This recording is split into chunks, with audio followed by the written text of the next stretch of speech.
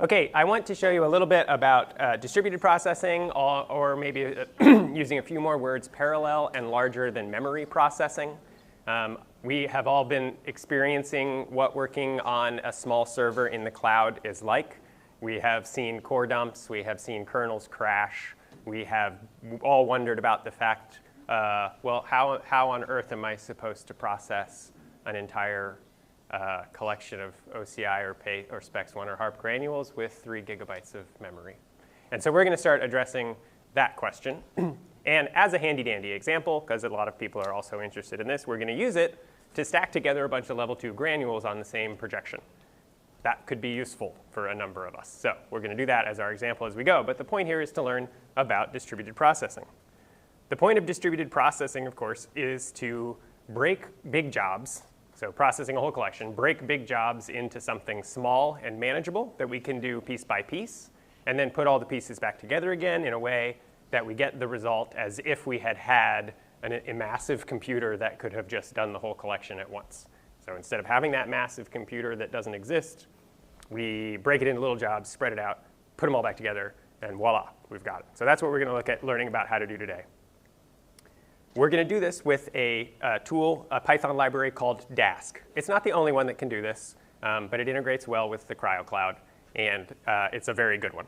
And it's the one I use, so that's why I'm teaching it to you.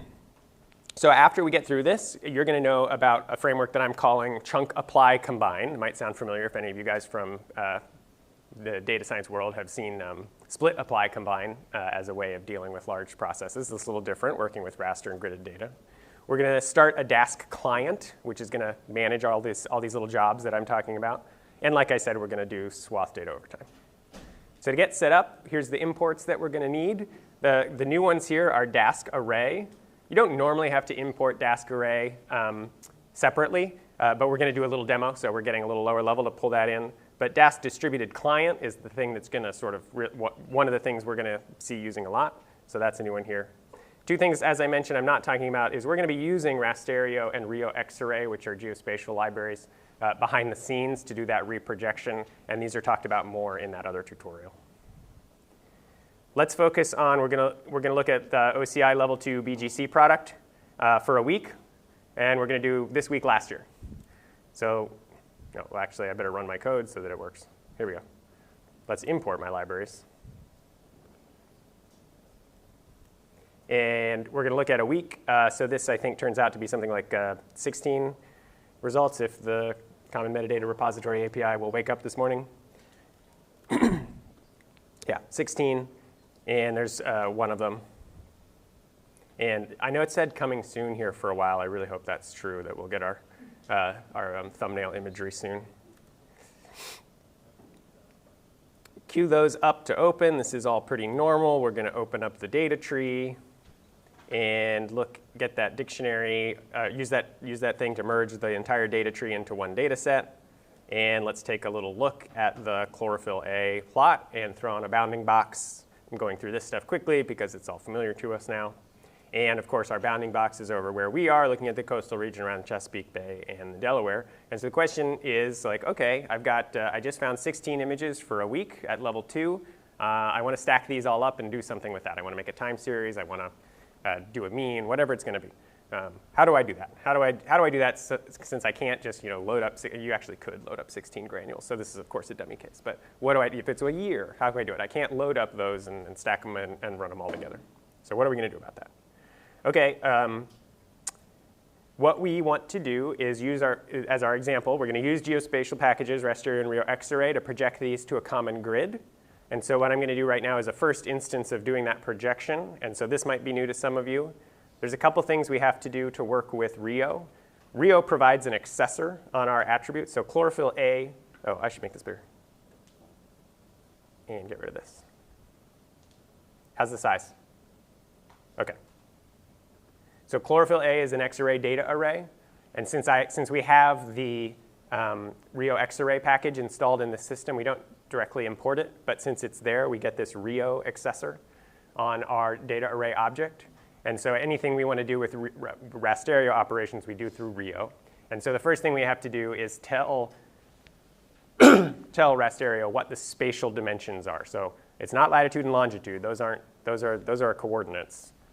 Those are 2D things, right, in level 2. It's the pixels per line and number of lines. That's our x and our y in terms of the spatial dimensions. So we have to tell what it is. We also have to record the coordinate reference system into Rio. So it has to know, because it doesn't find that when it opens up our level 2 metadata. And it is 4326. That just is what it is. EPSG is a system for coding coordinate reference systems, and that's what we are. That's your basic lat-long grid using the WGS84 datum. OK, so reproject. That's what we do. We reproject, and we have to tell it what grid we want it to go into. So we're going to use the same one. We still want to project into the same coordinate reference system, so that's fine. But it needs to know the geolocation arrays. So we have to say, OK, get the longitude from that coordinate, get the latitude from this coordinate, and from that, it can do the interpolation to a regular grid. And it makes, ta-da! Of course, never do anything live. You have to actually do things in order, Ian. There we go. And it is going to make some inference about some things. So here we're allowing it to make its own decisions about a couple other things that you would need to do for a geospatial projection. You would need to know the resolution or the size that you want it projected to. How big do I actually want my final image to be? So we can either set the shape, number of pixels, and number of in both dimensions, or we can set the resolution, or we can let it automatically decide what it wants to do in some optimum way, and so it does that. And we would also have to specify what in geospatial land we call the transform, which is it's the transform. So it's going to automatically pick a transform for us. And now, since we've created it as a 2D array that is projected, we can use imshow to make our plots. There we go. And we can also use the select method on longitude and latitude to slice out the bounding box we want. So I'm labeling this chlorophyll A L3M because it's kind of like a level 3 mapped product, just for our one R1 spot. And this is our AOI, because we're going to slice it down. And so now we're zoomed in on just that bounding box that we looked at. So this is now a projected subset of our level 2. Question, ignoring the validity for just a moment, but can you, as you're setting your projection, say you set it down to 250 meters or something, like bilinear, do like a cubic interpolation or something? Yeah, you can provide an argument for what type of interpolation to do. You could project it to any resolution you wanted to. Cool. Yeah. And yeah, so this, I think the default is probably, I think it's probably linear interpolation is the default. OK, so that's what we do. And we're going to actually, I'm holding on to this chlorophyll A 3M AOI because I'm going to use this as our reference projection now. Now I'm going to say when we project things, we want to match this. So this is our sort of base projection, and we'll match everything else to this. So it'll be the same transform, the same shape, the same transform, the same coordinate reference system, and the same shape. We need a function to pull time out of a bunch of data sets. So that's going to be used for low, so we'll define that. And we're going to play around with some random numbers. So we're going to set a random seed so that things are reproducible. Always a good thing to do when you're playing around with random numbers so you don't confuse yourself. OK, chunk apply combine. What's chunk apply combine? So if you've done big data processing, you've probably come across split apply combine. Also, map reduce is kind of a more general framework for this. And the idea is, if you have a big table of data, and maybe it's a big time series, and you want to do monthly averages. Maybe you've got a column for month in there. And the split apply combine framework says, OK, processor, OK, computer, I want you to split this table. And it's a huge table, so you can't load it all into memory. I want you to split this up on a group month. Now I want you to apply a calculation group-wise, so get a monthly mean. And now combine those back together. Now it's a much smaller table because everything's been collapsed. Now there's one monthly mean, and it's a smaller piece of data. You can load it into memory and merrily conduct your analysis. So we call that split, apply, combine. And that's done by a computer easily because we have this natural group. We have this natural grouping in the data called month, where we can split our data on that month. And the application of a mean is entirely independent. Calculate a mean. All we're doing is collecting the results. Great. We don't always have that luxury when we're working with our big raster data. And so I'm going to call something chunk apply combine. Chunking refers to how a big multi-dimensional object in memory can be broken up into chunks.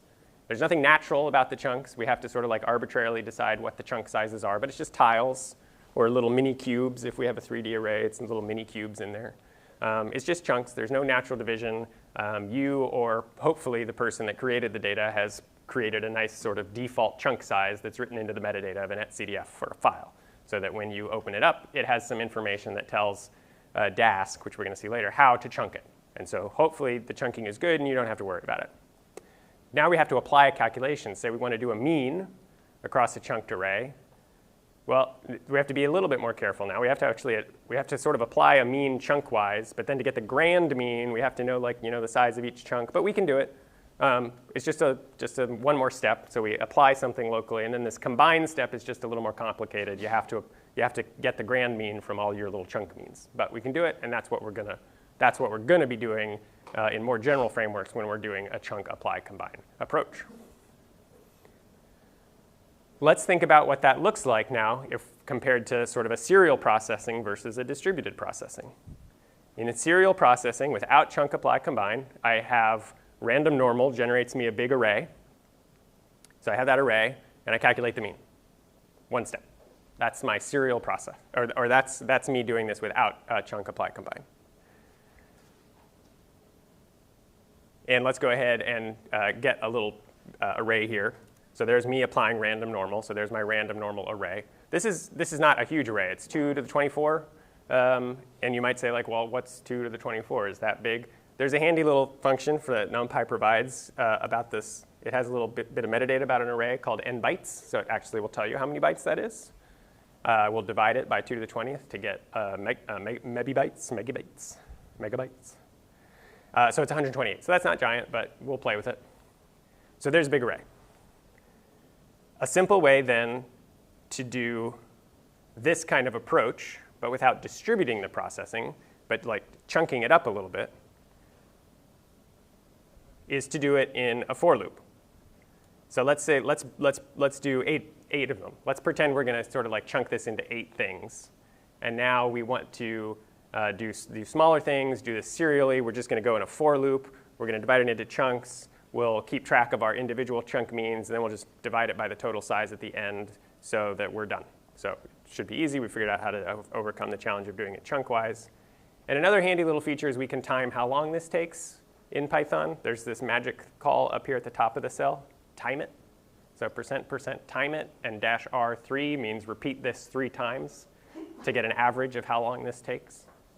So we find out this takes between 2 and 3 seconds. To break up this process, serially run through it in a for loop, and calculate a grand mean. We can once we've got our thinking into this chunk apply combine framework, we have all these little chunks, we have all these little processes, and we don't have to do this serially anymore. All these calculations are independent. We're calculating the mean on each chunk independently. We don't have to do them in order. It doesn't matter. So what we're going to do is we're going to use Dask to send each thing to our cluster. So the graph of our process now looks a little bit different. We have this random normal function that immediately splits things up into chunks. So we have array 0, array 1, array 2. These are our 3 chunks. Now we're going to ask a cluster. Let's just sort of in abstract now think about a cluster as multiple computers. Now we have multiple computers that can apply mean independently. And then those results have to get put back together, combine mean. So then we've got our results. And you think, like, well, that kind of sounds a little complicated. How am I going to tell a computer to split things up? How do I know, for mean, sure, it's easy, but what about other functions? What if I wanted to calculate a standard deviation? Is that something I could do easily in a chunk? It's all these things. Well, what Dask provides is 2 important things. So Dask provides this cluster. So it figures out it provides this cluster, and it figures out how to send and distribute jobs to all of the different things in your cluster. So that's one important thing that it does. And it does that via a thing called a client. So we're going to get started with a client. The client is your front end to working with that cluster. So it applies that. It also provides all these special little functions. This apply mean and this combine mean function are the things that are directly equivalent to NumPy mean. So whenever you have a numpy.mean, there's also a dask.mean, And dask.mean is really sort of an interface to the special functions that it needs in order to do this chunk apply combine approach. So we imported client from Dask distributed, and that's what we're going to use. We're going to start it up here. A lot of the time I don't bother setting any arguments here. I just call client open close parentheses. But I wanted to play around with some small jobs just for demonstration. So we're going to set the number of workers. So we're going to get 4 computers, basically. We're going to get computers. I'm speaking loosely here. We're going to get 4 computers. We're going to get 1 thread. So there's 4 chunks that can be operated on at any time. And we're going to say only use 512 megabytes per worker. So I'm just kind of limiting things to keep it small. And that fires up a client. You get this funny little dashboard, and there's a button. So if you want, you should push the button. Come on, button. Oh, there we go. I had to push it twice. Oh, OK. So it's got stuff. OK, so we're prepared. We pushed the button. Ooh, mine's coming alive. OK, so there are my 4 workers. And it's not doing anything. It's just sitting there. So now I've got 4 workers. OK, well, that's cool. Just kind of squinch it over here for a little bit so we can see. Once it becomes live, we'll spread that back out. OK, let's use Dask. Let's use Dask to make a random number. And we're going to divide it into chunks and see what it looks like. This looks a little bit different. So remember NumPy kind of like when we had this NumPy object, it just printed out all the numbers. Dask actually hasn't generated any random numbers yet. Do you notice that nothing happened in our dashboard? Nothing triggered, nothing went. No random numbers have actually been generated. It's just keeping track of, well, you're going to have an array that's a gigabyte. Each chunk is going to be 32 megabytes. There's going to be 32 chunks. And it tells us what we're going to get, but we just haven't gotten it yet because we haven't actually done anything with it. Dask is lazy. We use this term lazy to mean it doesn't do anything until you actually need the numbers. I could even say, OK, Dask array, tell me the mean. And it says, sure, the mean is going to be 8 bytes. It's just one number. It's going to be one chunk and 5 graph layers. But it hasn't actually calculated the mean of anything yet. Nothing's happened in our dashboard. OK, so let's time it. I'm going to make this. We're going to do one more call. We're going to do mean, but we're also going to force it. We're going to say .compute. And you don't always have to say .compute. Any way you like force needing the numbers, for instance, by plotting a result, that forces the computation. You don't always have to say .compute. If you save something to disk, that does it. There's other ways, but we're going to force it. And we see stuff starting to happen. So now we've got 4 separate processes running through 32 chunks. And some of them happening in parallel, but it's 32 chunks. There's only 4 workers, so it does some, and then it flips over. So it's managing this two-tiered challenge of figuring out how to optimize memory and optimize the use of your 4 different workers. And then it's done. And we can see that this was 1.9. Hey, this was slower than last time. Anyway, your mileage may vary. Maybe it was because I had the dashboard running. I'm not exactly sure. But in this case, it's a little bit faster. The truth here, though, is we have just been using the same resources. So before, I'm still just on 1 computer. I still only have the 7 gigabytes or whatever of memory. So when you're still using the same resources, you're not always necessarily going to go faster, but you will be able to handle things that require more memory than you have available because it does them piecemeal. So it can work through them piecemeal at a time and not require all of the memory at once. When you're done with it, you can call client.close, and that shuts everything down. So that shuts down your little cluster, and you can see your dashboard blank out. Yes? When you call your client, what is the max amount of workers and threads per worker you can call? Can I do like 100 and 100? Do you remember when you started up your server, it said there was some number of CPUs available? Yeah, so if you ask for more workers than CPUs available, you're not going to be getting anything. I don't know if it actually will say you can't do that, but it certainly won't help you. We'll get to that. Yeah. Is there a way to choose the optimal number of workers for your project, or choose the optimal chunk size that you should be working in? How do you just choose an arbitrary 4? Is there any method? When you're learning, start with 2. Okay. When you're actually trying to process data, use everything you have. Like max it out. Yeah, and if you don't provide an argument, it'll use all of the CPUs you have Okay, so available. the default is maxing it. Yeah. Okay. Yeah, for the chunk size, that is more refined. Yeah. So a lot of the time, you're just going to rely on the chunking that's built into the data, Okay. and you won't set it yourself. Okay. That may bite you. You may find that data is not always chunked very well for what you want to do, because some people want to do things in space and some people want to do things in time, and there can only be one kind of chunking. Right. Okay, let's actually do some level 2 stacking. We're going to open up those results. We had those 16 before, so I got 16 new things. These are all in buckets. There's the paths. They all come from the OB Cumulus prod public bucket. And I'm going to do, I'm going to merely, this is what I would normally do with data. I was like, oh, I want to combine it together. I'm going to use OpenMF dataset. I'm going to use my time from attribute preproc function here so that I can get the time variable out. And it's going to take a little bit of time because it's got to look through 16 of these granules now. But sure enough, I've got coordinates with time. And remember, OpenMF dataset only looks at the root level group. We don't have an OpenMF data tree yet in Xarray, so we have to deal with OpenMF dataset. So I say, okay, well, I got the time attribute. Let me go get the data itself. So I'm going to say OpenMF dataset, and I'm going to give it the geophysical data group, because that's where the data actually is. And it's going to merely, oh, shoot. That was a fake oh, shoot. This is what you see, right? This is what happens when you try to do OpenMF dataset on geophysical data. Why does this happen? Level 2 data aren't all the same dimensionality. If we scroll down and look at the error, let's go all the way down to the bottom of this error. Remember, for errors, always start at the bottom. Cannot align along dimension, number of lines, because of conflicting dimension sizes. Some of these are 1709, some of these are 1710. Can't do it, won't do it.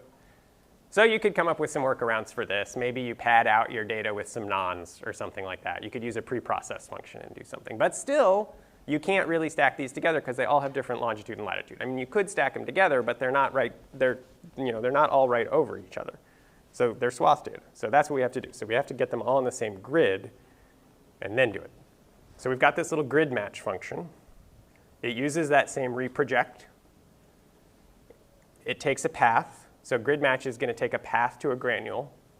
It's going to open that path. It's going to get the data out, and then it's going to match the projection we used before. It's going to match that destination CRS, that destination shape, that destination transform that we got from the chlorophyll above using reproject. So we've got a couple more arguments that we're adding here. Let's try it out just on the first path. So we're going to try out grid match. We're going to get the shape transform. We're going to get the coordinate reference system shape and transform from the one we created before, chlorophyll A, L3M, AOI. Let's do that. Grid match. Cool, looks like it worked. It returned to data array, chlorophyll A, latitude and longitude are coordinates now with this size. And so it's just that area of interest.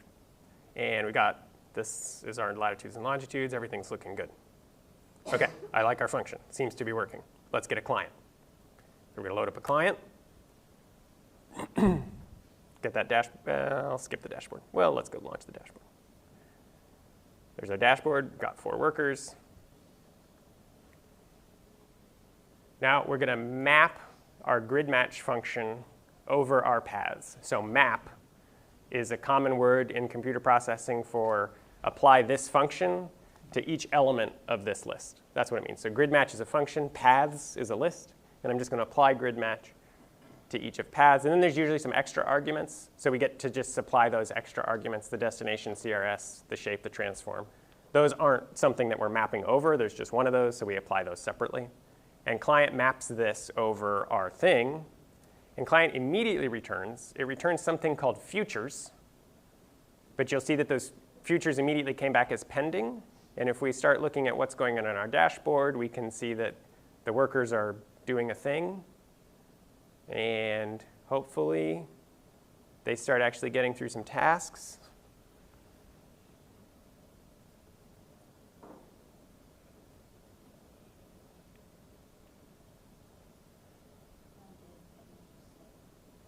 Oh, there we go.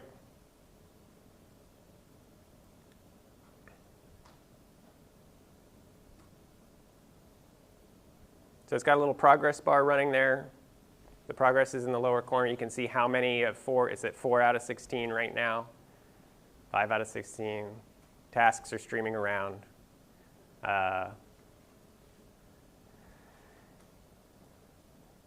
Doop-a-doop-a-doo, doop-a-doop-a-doo.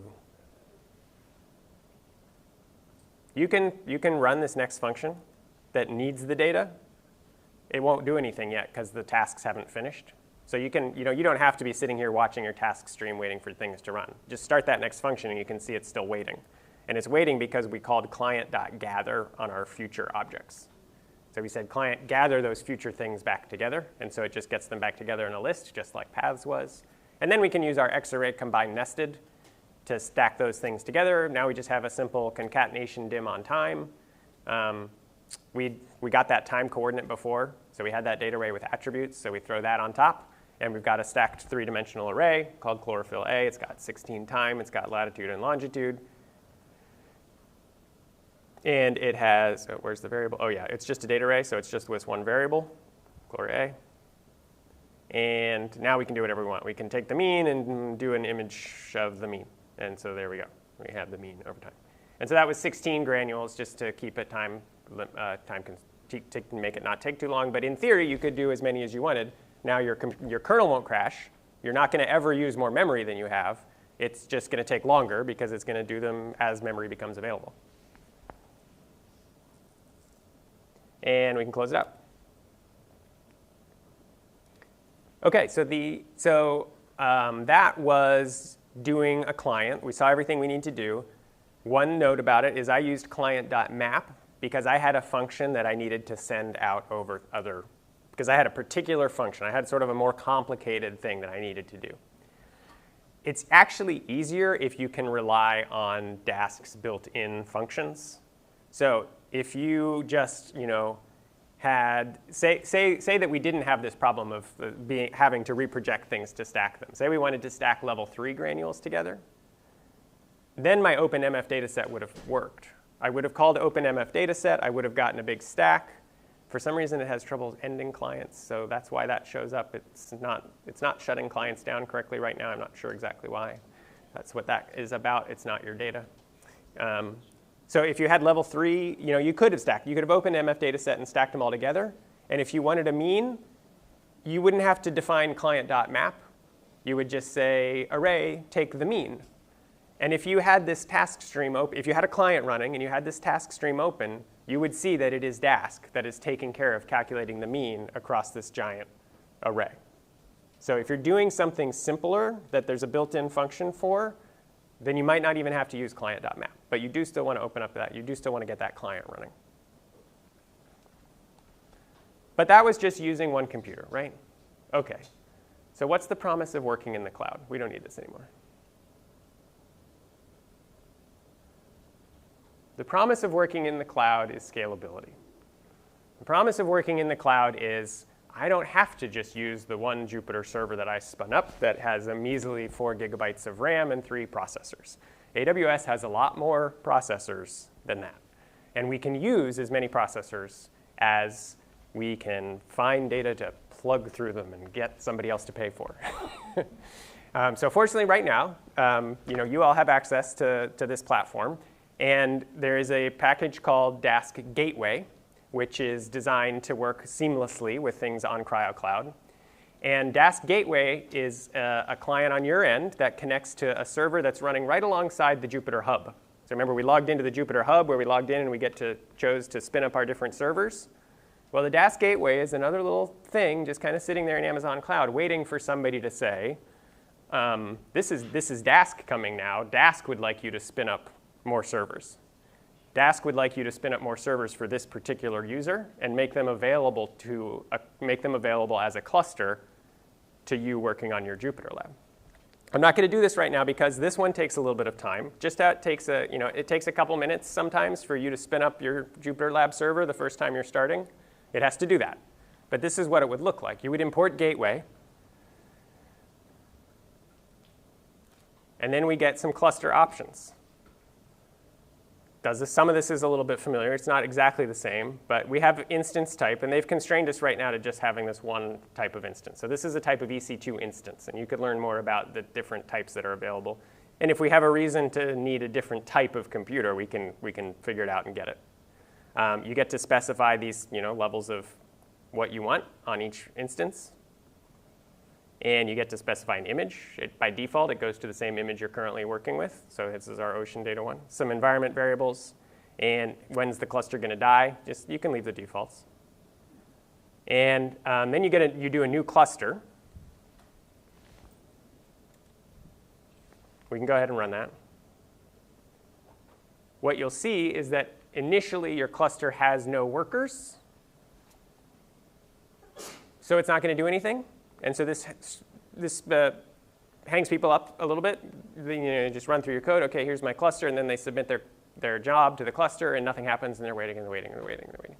It's because you didn't assign any workers. So you have none right now, so nothing's going to happen.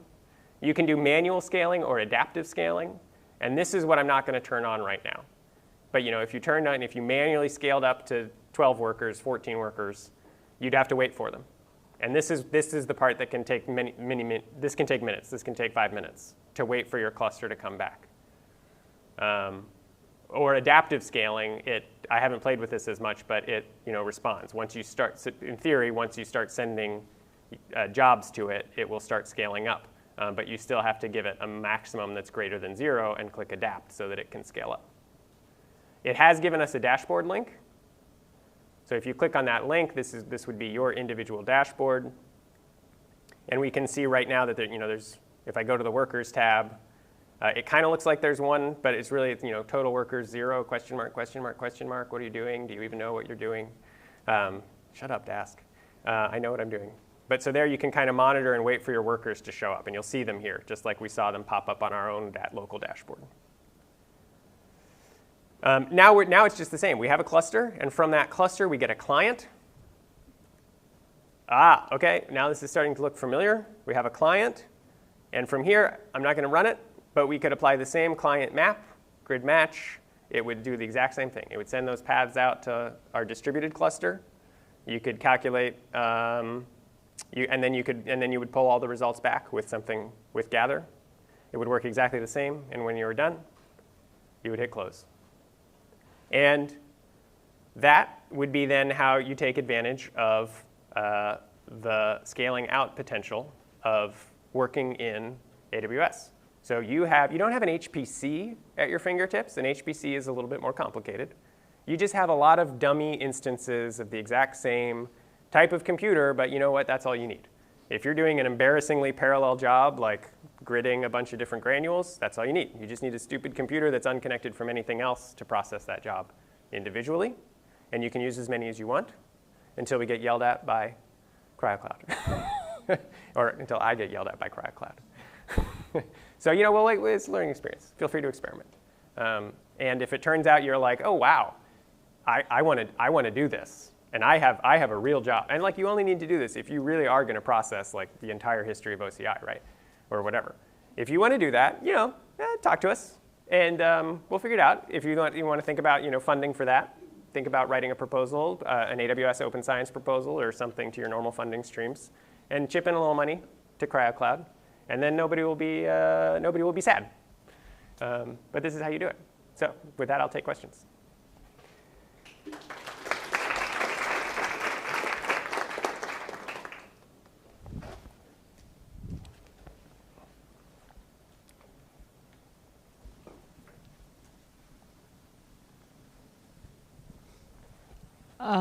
So I have 2 comments about this.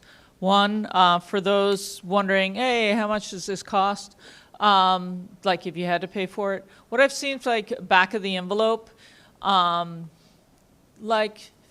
cents a terabyte of data if you're doing big processing. You heard that right? 15 cents Yeah. to run a calculation through a terabyte of data? Yeah. It's not much. Yeah, it's not much. Yeah, so it's cheap. Now the spin up part, that will take a little bit more. So it's more than that. There's sort of the spin up. Okay, so we're talking 50 cents to spin up, and then it's 15 cents a terabyte, something like that. So one of the things to keep aware of with Dask Gateway is that it is spinning up new virtual machines with that image. So part of what's taking a long time is on each of those images, it's got to get the Docker image. So that takes a little while. The other thing to keep in mind is it's not copying over your home file. It doesn't have access to your local files. It can have access to things in memory, but like if you have a big netcdf file in your local drive that you want it to process, it doesn't have access to that. Now why this works, those paths are pointing to data in the cloud. So it didn't actually need data that Ian had downloaded. So that's something when you write your workflow, you just have to keep that in mind. You got to figure a workaround to that. This is kind of the biggest gotcha that we've run into with getting people spun up with Gateway. Cool. And so when you want to do it, where do you put your data? If you need it, if you have data you need it to read that's not already in the cloud, where do you tell people to put their data? Well, we have a Scratch bucket. You put it in the cloud. That's right. Put it in the cloud. You put it in the cloud, and then it can be read. A Scratch has 3 buckets? Yeah, like our Scratch bucket on this one. Where's that? I'll show you. We have a Scratch bucket. Anybody can put their data in the cloud. It self-destructs after 7 days. That's why it's Scratch. Thank you, Ian. It's great to learn Dask. I'm not familiar with Dask, but I'm familiar with MPI, which is Parallel Computing Protocol for Fortran C. In that case, you can manipulate the conversation between different workers. Namely, if workers need to talk to each other, they can send data and they can receive data. I wonder if Dask has similar capability. That's one question. Another question regarding the number of cores that you need. So it's related to my first question, is that when you have lots of send and receive, that's overhead time. If your number of workers are large enough, that make the send and receive, this kind of communication takes a longer time than the computation itself. In that case, you will not have any advantages of getting more workers. So I wonder if Dask has similar thing. So the answer to the first question is, so Peng Wang's referring to like, I'm a modeler, I need an actual HPC. I need computers that talk to each other via memory. They have direct memory to memory talking to each other. And these computers do not have that, what we're spinning up here with a Dask gateway. Now, there are people that talk about something called HPC in the cloud. I don't know if Dask provides, if just with basic Dask you provide that, but there are, it is an active area. So I know that, for instance, at the NCCS group at Goddard, they've done a lot of work sort of figuring out how to do HPC in the cloud. So there's information out there, it's a thing. I'm not sure if it's Dask, so we'd have to look more on that. For your second question, yes. Dealing with distributed jobs like this that are embarrassingly parallel, you may not be floored the first time you do it. A lot of the time you're finding, it turns out your jobs are not compute limited really, they're sort of like IO limited, they're IO bound, they're limited by this communication that Peng Wang was talking about. That's one really good reason to have that dashboard up. When you have that dashboard up, you'll see green, processing, processing, processing, and then it'll go white. And then you'll have this long, empty period of white when you're not actually using your resources because they're waiting for some read or write operation to complete or something else to complete. And when you see your Dask stream go along with these big sort of like white bars interspersed with lots of little green, then you're not really using Dask to its full advantage. You have to rethink your processing a little bit and start understanding, wait a minute, why are my jobs just sitting around idle waiting for IO to happen? So that's where that dashboard can be handy to help you manage that. Dask does not somehow solve that problem for you. So you have to think about how you change your workflow to improve that task stream so that you're continuously using resources.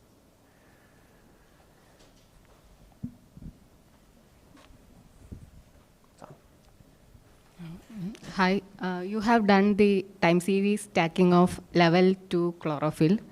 So how you do it for reflectance? Because reflectance have a 172 wavelength bands, which cause a additional dimension. So for that, how you do it? I keep thinking I need the mic back. I don't.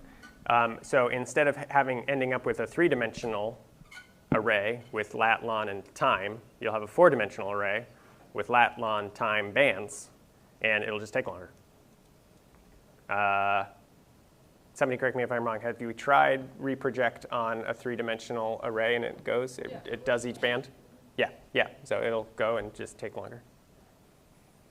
Does it make sense? Like if you call reproject on something that's not a 2D array, so I used a 2D array, it was lat lon. Each time slice was 2 dimensions.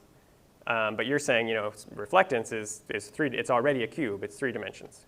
If I call reproject on a 3-dimensional thing, that's fine. It's used to multiband images, so it'll reproject all of them, and it'll spit back a 3-dimensional array, and then we'll concatenate across time, and we'll end up with a 4-dimensional array.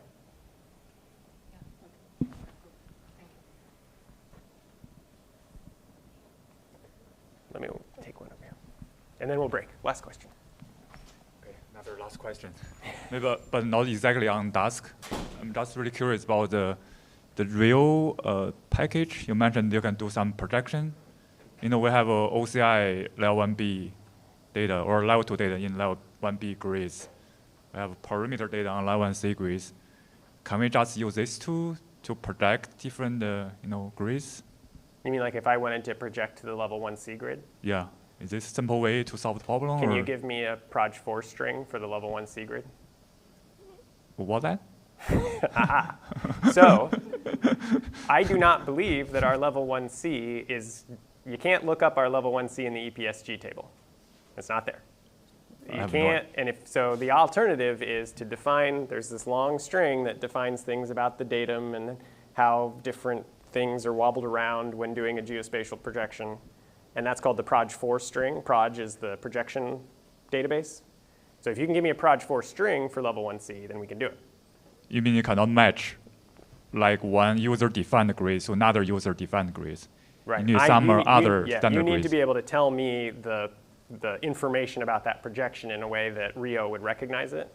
And Rio can't just look at a file and figure out what the projection is, what the coordinate reference system is. But there's some way we can define that before maybe we do the projection.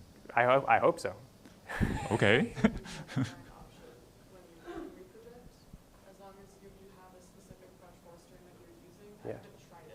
Yeah, you should be able to, but you have to know what that string should be. And so we need to know from level 1B and level 1C what that string is. Okay, I have no idea what that string is, but I will learn. So this is whatever, for level 1B, I know it's the custom sinusoidal projection. And I just don't know if we have our custom sinusoidal projection as a proj4 string. We don't. That's last question, right? So Yes, last question. All right, thank you. Happy to talk about Dask with anybody.